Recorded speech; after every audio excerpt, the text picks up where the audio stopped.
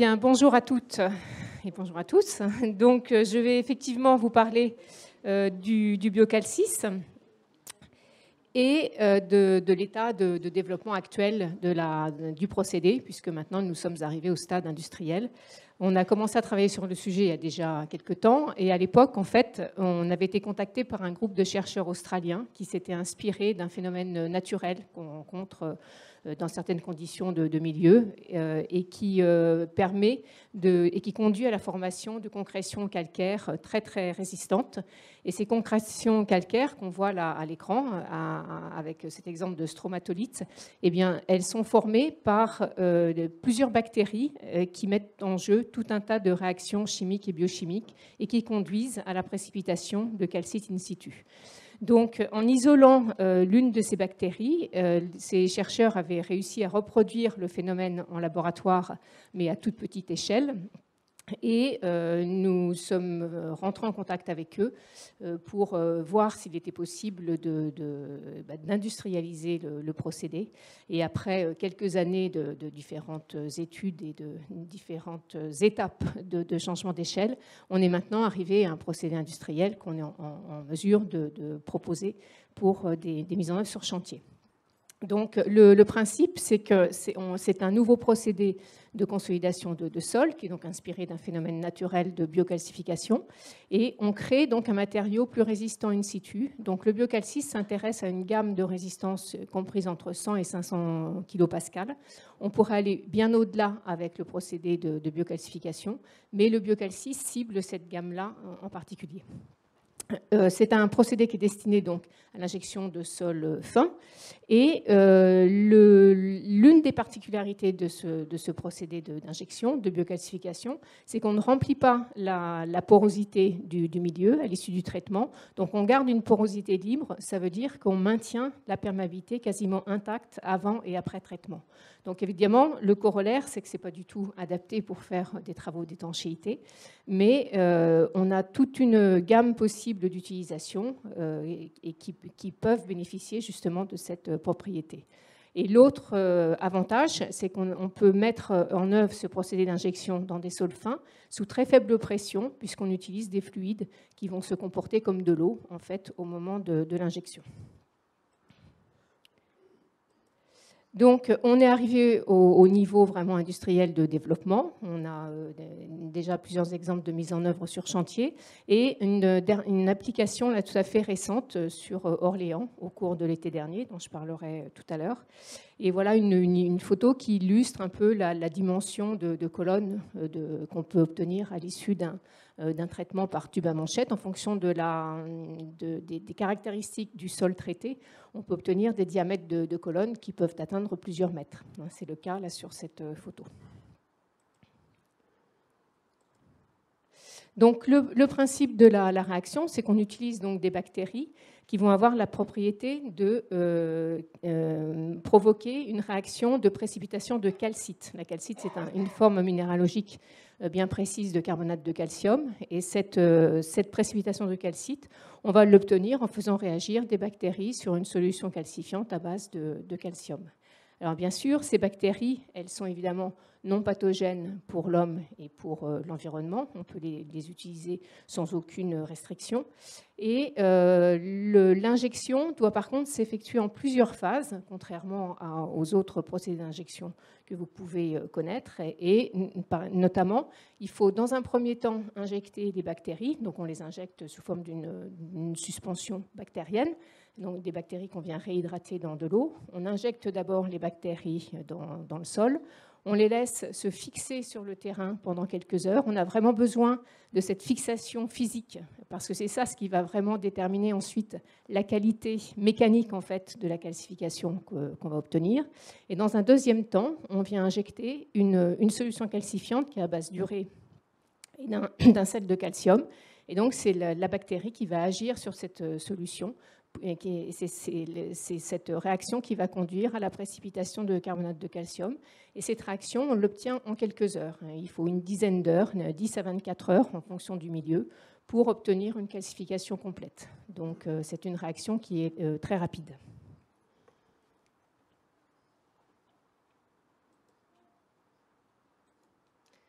Donc les différentes applications, on peut en imaginer beaucoup d'autres, bien sûr, mais alors, quand on a commencé à travailler sur le procédé, on s'intéressait surtout aux applications anti-liquéfaction des sols, puisqu'il suffit de quelques dizaines de kPa de cohésion pour rendre un sol résistant à la liquéfaction. Et ça, ce sont des valeurs qu'on peut obtenir très facilement avec la liquéfaction.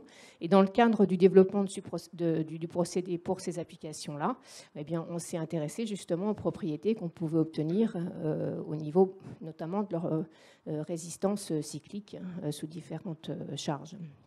On a aussi travaillé beaucoup sur les traitements contre l'érosion interne, les applications contre l'érosion interne sur des digues ou des talus, et notamment lorsque le procédé est mis en œuvre sous flux hydraulique continu. Donc il fallait s'assurer que le procédé était bien encore efficace et que les bactéries étaient toujours aptes à calcifier sous un flux continu d'eau. Et les dernières applications qui elles relèvent directement du fait qu'on est capable de fabriquer en fait un bloc cohésif massif. Eh bien, c'est toutes les applications qui vont nécessiter des diminutions de poussée active, comme par exemple la restauration des murs en remblai renforcé, ou par exemple des approfondissements de murs de quai, mais on peut imaginer tout un tas d'autres applications. Donc là, sur cette photo qui est prise au microscope électronique à balayage, on voit donc vraiment le principe de fonctionnement et ce qu'on obtient à l'issue d'une calcification avec un cristal. C'est d'utiliser le pointeur. Oui. Voilà. Le cristal de carbonate de calcium qui va se déposer, qui va se construire en fait entre les deux grains de sable, et c'est ce pontage-là qui va apporter la cohésion au bloc traité. On peut avoir aussi du carbonate de calcium qui se dépose à la surface des grains sans forcément cet effet de pontage, et là ça va avoir un effet sur l'angle de friction résiduel qu'on peut obtenir. Et là, il est parfaitement clair que la porosité n'est pas remplie. On voit très bien la porosité qui reste libre à l'issue du traitement. C'est pour ça qu'il faut que je me dépêche. Donc, le biocalcis, ça représente vraiment toutes les phases qui sont nécessaires à la mise en œuvre industrielle sur chantier. Donc, ça va de la conception à la fabrication des bactéries, leur mise en œuvre et tous les dispositifs de contrôle. C'est vraiment ça. Ce qui est englobé par cette marque Biocalcis. Donc, il y a quelques années, on a eu l'occasion de travailler avec EDF et la CNR pour l'application sur des digues hydrauliques. Et là, je vais vous passer donc un film qui reprend un petit peu, qui synthétise en fait les essais. Je n'ai pas le son. Je vais peut-être parler.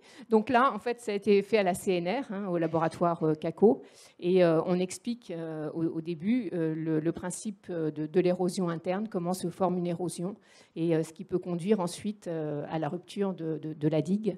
Donc c'est sous l'effet de l'entraînement de particules fines, les plus fines, sous l'effet du gradient hydraulique, qui vont s'échapper du massif, et c'est ça ce qui peut conduire à la rupture même de la digue.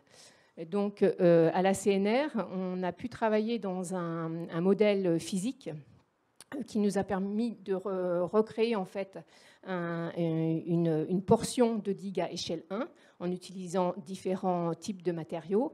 Et dans cette maquette, eh bien, on a pu injecter, donc en conditions vraiment industrielles d'injection, au tube à manchette, avec nos dispositifs de chantier pour réaliser les injections. Et on a testé différents types de configurations, différents protocoles dans différents sables. Et ensuite, bien sûr, on a tout excavé. Alors, les essais étaient faits sous flux hydraulique continu. Et à l'issue des essais, donc on a pu observer, bien sûr, la dimension des colonnes de sable qu'on a pu obtenir, les comparer avec celles qui avaient été prédites, modélisées avant la mise en œuvre, et voir si ça concordait. Et puis également faire tout un tas de caractérisations mécaniques et chimiques sur les échantillons prélevés.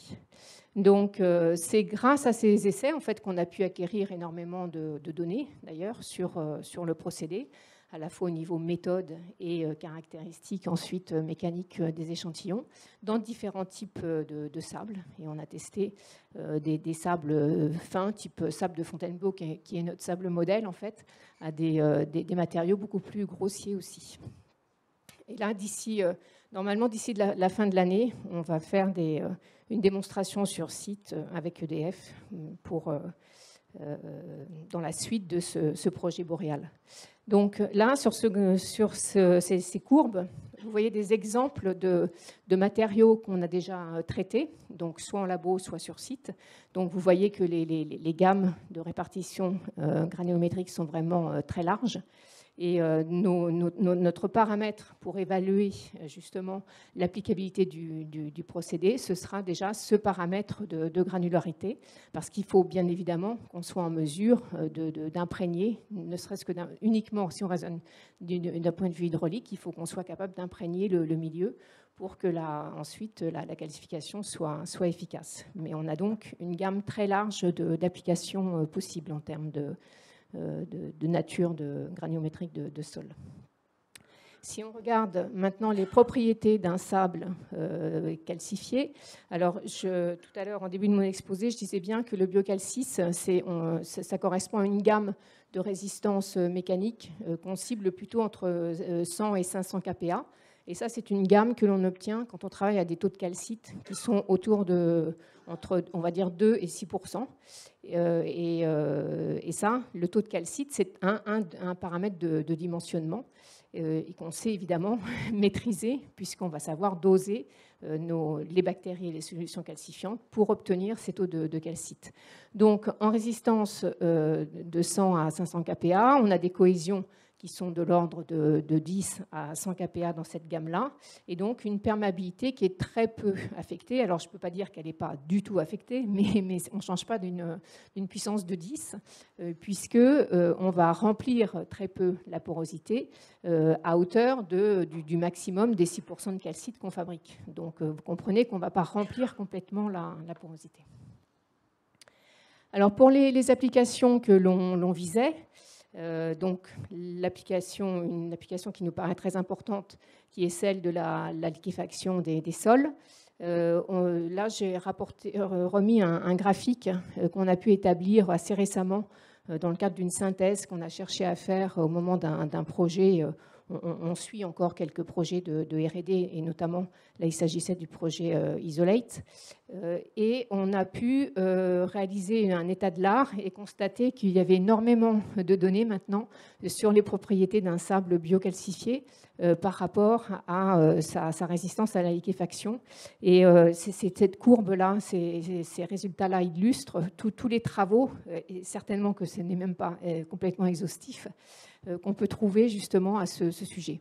Et une des façons de caractériser le comportement d'un matériau à la liquéfaction, c'est de regarder au bout de combien de cycles il va se liquéfier pour différents CSR. Et là, bon, je n'ai pas le temps là, maintenant de passer ces courbes dans le détail, mais on pourra en parler si vous êtes intéressé. En tout cas, l'idée, c'était bien de montrer que la calcification, en comparant justement le nombre de cycles, à partir de combien de cycles est-ce qu'un matériau se liquéfiait avant et après traitement, et en fonction du taux de calcite apporté, eh bien, on voyait que plus on calcifiait, plus le nombre de cycles pour liquéfier augmentait, et évidemment, plus le CSR augmente, plus le nombre de cycles où on commence à obtenir la liquéfaction diminue, ce qui paraît logique aussi de toute façon.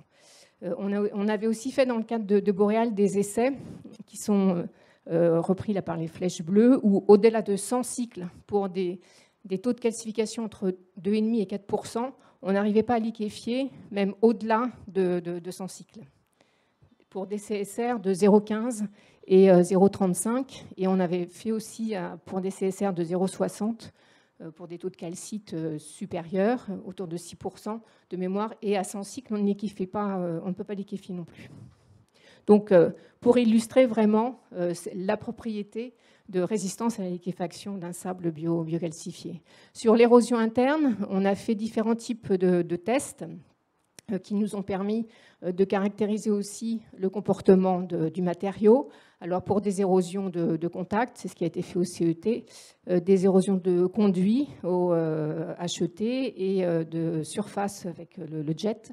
Et là, on a pu déterminer donc les taux de calcification minimum à partir desquels on n'avait plus d'érosion. Et ça se situe toujours dans des gammes qui sont facilement accessibles avec le procédé, entre 2 et 4% de calcite. Si on regarde là des synthèses de valeurs qu'on a pu obtenir in situ, cette fois-ci, avant je vous parlais plutôt de résultats obtenus sur des échantillons prélevés et analysés en laboratoire. Là, c'est sur des essais in situ pour caractériser. La caractérisation relève d'essais géotechniques que vous maîtrisez parfaitement dans vos professions, donc que ce soit CPT, Pressio et vitesse sismique. Et on a pu aussi mettre en évidence justement des changements très caractéristiques entre des valeurs obtenues avant et après traitement. Et la géophysique est un bon outil de caractérisation, puisque ça va nous donner aussi des indications sur l'homogénéité du traitement qu'on a pu obtenir. Alors, je vais passer à une application sur site. Je vois le temps passe. Donc, c'était l'application qu'on a faite l'été dernier à Orléans sur le pont René Tina, où là, le sujet de ces travaux, et je dois citer d'ailleurs le maître d'ouvrage qui était la métropole d'Orléans et le maître d'œuvre qui était un groupement, un GEROP GEOS. Donc, il recherchait une solution pour renforcer la culée nord du pont Tina. Et c'est une solution mixte qui a été retenue parce que dans une solution mixte qui a combiné une solution à base de clous qui ont été forés directement à travers le parement sur les zones qui étaient accessibles justement pour mettre en place les foreuses pour réaliser ces clous, et sur une zone au niveau de l'appui du pont. Donc, dans cette zone-là, là, vraiment sous la chaussée, eh bien, dans cette zone-ci, c'était impossible d'envisager l'installation, d'implanter ces clous. Donc, c'est une solution d'injection depuis la surface, en fait, qui a été privilégiée. Et donc, on a mis en œuvre une injection biocalcis directement sur la chaussée depuis la surface du pont. Alors, on a d'abord procédé à des essais en laboratoire à partir d'échantillons prélevés sur site, parce que là, il s'agissait de déterminer quelles étaient les propriétés mécaniques qu'on pouvait obtenir avec le procédé dans ce remblai. Parce que le sujet, oui, excusez-moi, je ne l'ai pas dit, je vais un peu vite, mais c'était bien le problème de corrosion des armatures dans le remblai renforcé. Donc, l'idée d'injecter cette zone non accessible par les clous, là, c'était de pouvoir faire un bloc, un massif cohésif, autostable, donc par injection massique qu'on viendrait faire avec le biocalcis. Donc bien sûr, il y a eu des allers-retours avec le bureau d'études pour justifier par calcul les propriétés qu'il fallait rechercher. Et en laboratoire, on a démontré qu'effectivement, on arrivait à obtenir 50 kPa de cohésion, c'est ce qui était recherché. Et on a fait pour cela des essais d'injection en colonne suivis de différentes caractérisations, dont évidemment des caractérisations mécaniques. Ensuite, au moment de la mise en œuvre sur site, là, quelques photos, juste pour vous montrer qu'on injecte des bactéries. C'est une biotechnologie. Vous voyez personne en blanc et équipé en scaphandrier. C'est un chantier qui paraît tout à fait normal. Et tout s'est vraiment très, très bien passé avec un phasage qui nous a permis de réaliser les travaux en deux étapes de part et d'autre de la chaussée, et qui a été contrôlé en fait par des essais de pressiomètre et de CPT. On avait notamment une valeur limite de PL à obtenir après traitement qui était de 1,5 mégapascal. C'est la courbe en pointillé, là, vous voyez ici. Et à l'issue du traitement, on dépassait de 2 à 3 fois ces valeurs. Donc, c'était vraiment un bon exemple de mise en œuvre. Ça a été fait rapidement, pendant 3 mois, simplement, avec une installation de chantier vraiment très légère.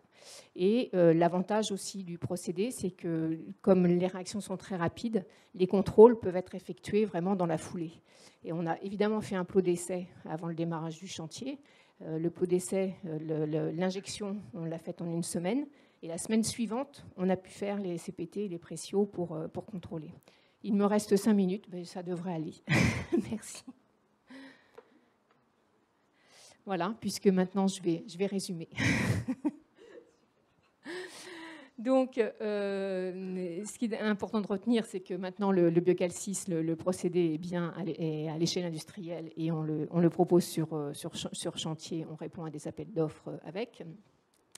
Il est destiné aux travaux de consolidation de sableux limoneux, mais on peut aussi travailler sur des granulométries plus élevées.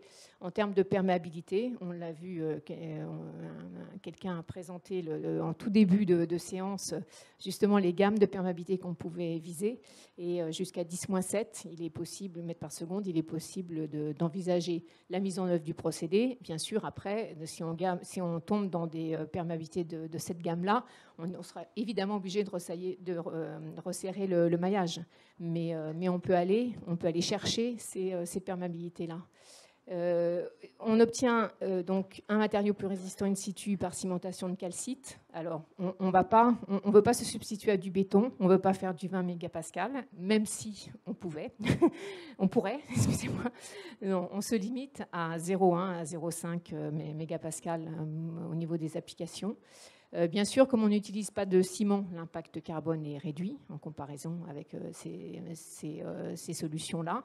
On injecte sous faible pression, donc on peut travailler près d'ouvrages sensibles. Pas de changement de perméabilité à l'issue du traitement. On ne fait pas d'étanchéité. La rapidité de la réaction est vraiment très intéressante et le fait qu'on utilise des moyens vraiment très, très compacts pour la mise en œuvre est aussi un atout. Donc voilà, je vous remercie de votre attention. On travaille un peu sur d'autres exemples de mise en œuvre pour des traitements de surface. Ça peut aussi être une ouverture, mais sachez qu'en tout cas, pour des injections en profondeur, voilà, les mises en œuvre classiques par tube à manchette, ça fonctionne très très bien. Et en surface, on travaille avec des solutions par épandage et puis avec aussi des petits tubes qu'on vient foncer manuellement.